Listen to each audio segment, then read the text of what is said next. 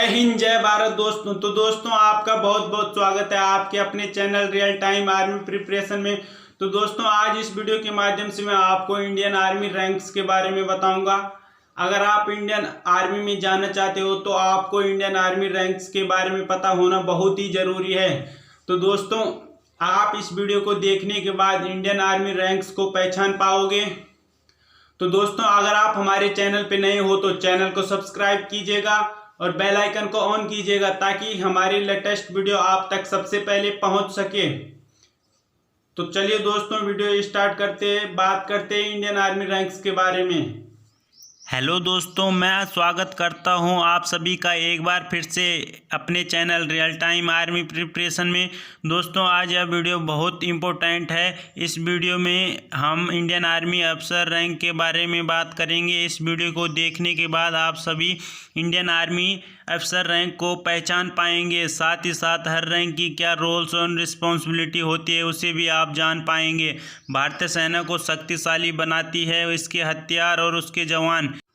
सेना में भी पद का एक क्रम होता है जिसके अनुसार सेना में कार्य किए जाते हैं। आज हम आपको बता रहे हैं सेना में रैंक का क्या क्रम होता है। तो चलिए आपको बताते हैं। Indian army ranks can be classify into 3 category. First commission officer जो कि all India services and group A services officer के इक्विवेलेंट है। नंबर 2 जूनियर कमीशन ऑफिसर जो कि ग्रुप बी ऑफिसर के इक्विवेलेंट है। नंबर 3 नॉन कमीशन ऑफिसर जिन्हें और अदर रैंक्स भी कहा जाता है। तो हम आज बात करते हैं कमीशन ऑफिसर के बारे में। सबसे पहले बात करते हैं लेफ्टिनेंट रैंक की। लेफ्टिनेंट के शोल्डर पर 5 पॉइंटेड स्टार्स लगे होते हैं। ये भारतीय सेना में शुरुआती कमीशन रैंक होती है। IMA OTA जैसे अकेडमी में ट्रेनिंग के बाद यंग ऑफिसर पास आउट होते तो वो लेफ्टिनेंट ही बनते। इसके बाद उनका प्रमोशन होता है। लेफ्टिनेंट को YO यानी कि यंग ऑफिसर भी कहा जाता है। लेफ्टिनेंट यूनिट में अपनी ट्रेनिंग और लीडरशिप एबिलिटी को डेवलप करता है और ग्रुप को कैसे लीड करना है ये भी सीखता है। लेफ्टिनेंट 9th हाईएस्ट कमीशन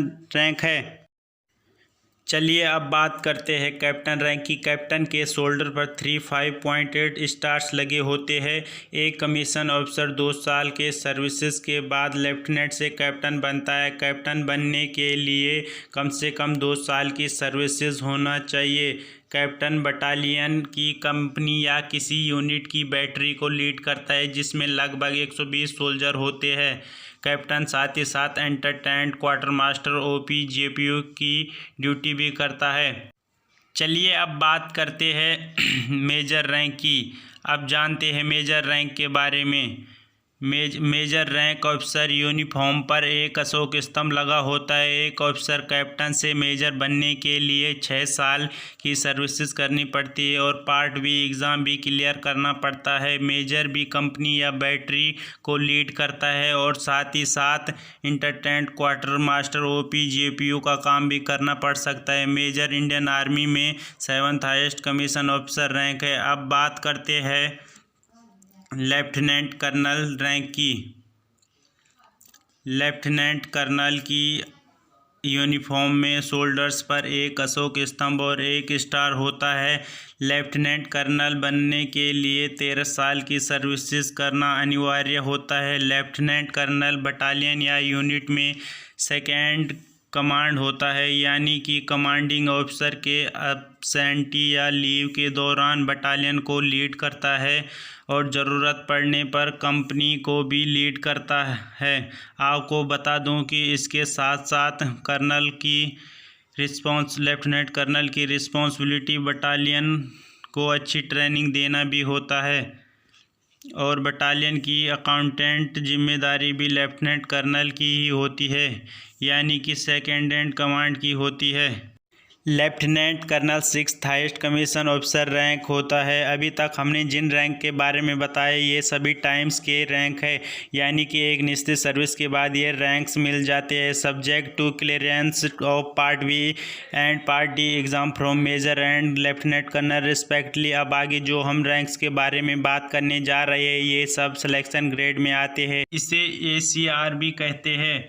अब बात करेंगे कर्नल रैंक की। कर्नल की यूनिफॉर्म पर 2 स्टार और एक अशोक स्तंभ लगा होता है कर्नल, और इससे ऊपर के रैंक सिलेक्शन ग्रेड में आते हैं। इसके बाद के प्रमोशन को सिलेक्शन के आधार पर किया जाता है। कर्नल बनने के लिए कम से कम 15 साल की कमीशन सर्विसेज ज़रूरी होती है।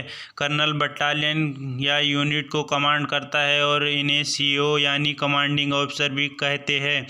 एक बटालियन में 4 राइफल्स कंपनी होती है जिसमें लगभग 9000 कम्बैट्स ट्रूप्स होते हैं। कर्नल बटालियन या यूनिट को 2-3 साल तक कमांड करता है और उसके बाद हायर फॉर्मेशंस के स्टाफ ड्यूटी भी करता है।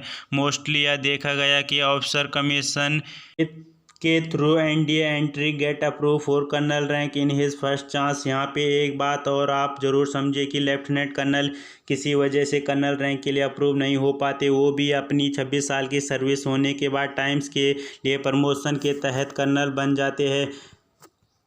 वहीं रैंक की बात करें, colonel 5th highest commission officer rank है और कर्नल 54 साल तक सर्विस कर सकता है। अब बात करते हैं ब्रिगेडियर रैंक की। ब्रिगेडियर अपने शोल्डर पर एक अशोक स्तंभ के साथ 3-5 पॉइंटेड स्टार ट्रायंगल और फॉर्मेशंस में लगाता है। ये 1 स्टार रैंक होता है जिसे यूनिफॉर्म के कॉलर पर लगाया जाता है। ब्रिगेडियर की सिलेक्शन ग्रेड रैंक है। ब्रिगेडियर बनने के लिए कम से कम 26 साल की सर्विसेज अनिवार्य है। ब्रिगेडियर एक ब्रिगेड को कमांड करता है।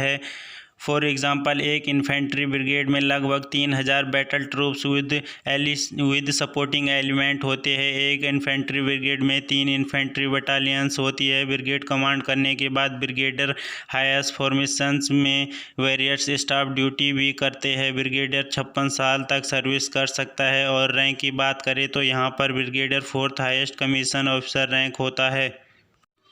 अब हम बात करेंगे मेजर जनरल रैंक की। मेजर जनरल के शोल्डर पर एक 5 पॉइंटेड स्टार के साथ क्रॉस बैटल एंड स्वॉर्ड लगा होता है। मेजर जनरल एक 2 स्टार रैंक होता है जिसे यूनिफॉर्म के कॉलर पर लगाया जाता है। मेजर जनरल भी सिलेक्शन ग्रेडिंग रैंक है। मेजर जनरल रैंक में प्रमोट होने के लिए कम से कम 32 साल की सर्विस की आवश्यकता होती है। मेजर जनरल डिवीज़न को कमांड करता है। एक डिवीज़न में लगभग 15,000 कॉम्बैट्स ट्रूप्स और 8,000 सपोर्टिंग एलिमेंट होते हैं। 1 division usually consist of 3 to 4 brigade general भी डिवीज़न कमांड करने के बाद higher formations like corps command and army headquarters में वेरियस पोस्ट पे काम करता है। Major general 3rd highest commission officer rank है और मेजर जनरल 58 साल तक सर्विस कर सकता है। चलिए अब जानते हैं लेफ्टिनेंट जनरल रैंक के बारे में। लेफ्टिनेंट जनरल शोल्डर्स पर अशोक स्तंभ के साथ क्रॉस बैटल और स्वॉर्ड लगा होता है। लेफ्टिनेंट जनरल एक 3 स्टार रैंक होता है जिससे यूनिफॉर्म के कॉलर पर लगाया जाता है। लेफ्टिनेंट जनरल का प्रमोशन भी सिलेक्शन से होता है जिसके लिए कम से कम 36 साल की सर्विसेज ज़रूरी होती है। वहीं लेफ्टिनेंट जनरल एक कमांड और कोर को कमांड करता है। अभी इंडियन आर्मी में 7 कमांड्स है, 14 कोर है। एक कोर में 3 से 4 डिवीज़न होते हैं। एक और बात मैं आपको बता दूं, lieutenant general can also be appointed as vice chief of army. Lieutenant general 60 साल तक सर्विस कर सकता है।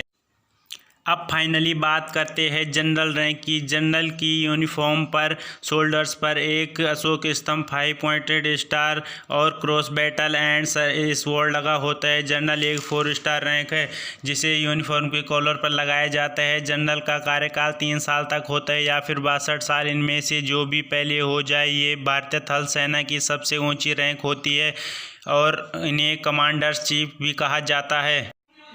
इन सभी रैंक के अलावा इंडियन आर्मी में एक और रैंक होती है जिसे सेमिनल रैंक भी कहते हैं और वो है फील्ड मार्शल रैंक। वैसे थल सेना में सबसे ऊंची रैंक फील्ड मार्शल की होती है। ये पद किसी सम्मान के रूप में दिया जाता है।